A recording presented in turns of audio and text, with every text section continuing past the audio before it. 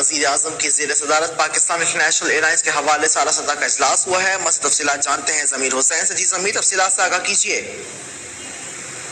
جی بالکل، نگران وزیر اعظم انوار الحق کاکڑ کی زیر صدارت پاکستان انٹرنیشنل ایئر لائنز کے حوالے سے اعلیٰ سطحی اجلاس ہوا ہے اور اجلاس کو پی آئی اے کے مختلف امور پر تفصیلی بریفنگ دی گئی ہے.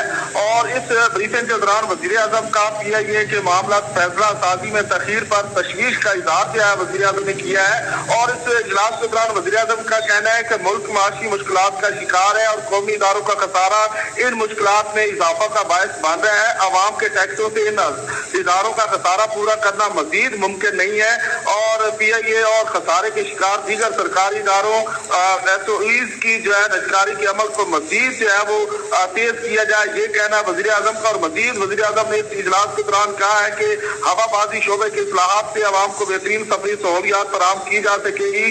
خسارے کے ذمہ داروں کا تعین کرنا بہت ضروری ہے تاکہ اس کے تدارک کے لیے اقدامات اٹھائے جا سکے.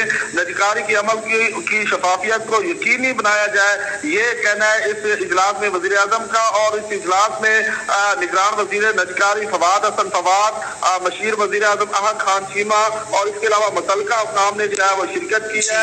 اجلاس کو پاکستان انٹرنیشنل ایئر لائنز کی مالی صورتحال اور نجکاری کے عمل کی پیش رفت سے آگاہ کیا گیا ہے اور اجلاس کو بتایا گیا ہے کہ پی آئی اے کی نجکاری میں حال تمام رکاوٹوں کو ہٹا دیا گیا ہے. وزیر اعظم نے ہدایت کیا ہے کہ قومی ایئر لائن کی نجکاری کے عمل کو شفاف اور تیز رفتار کیا جائے تاکہ ملکی خزانے کو مزید نقصان سے بچایا جا سکے.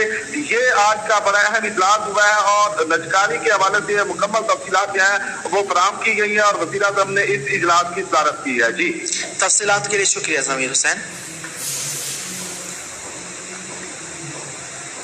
خبر یہ ہے کہ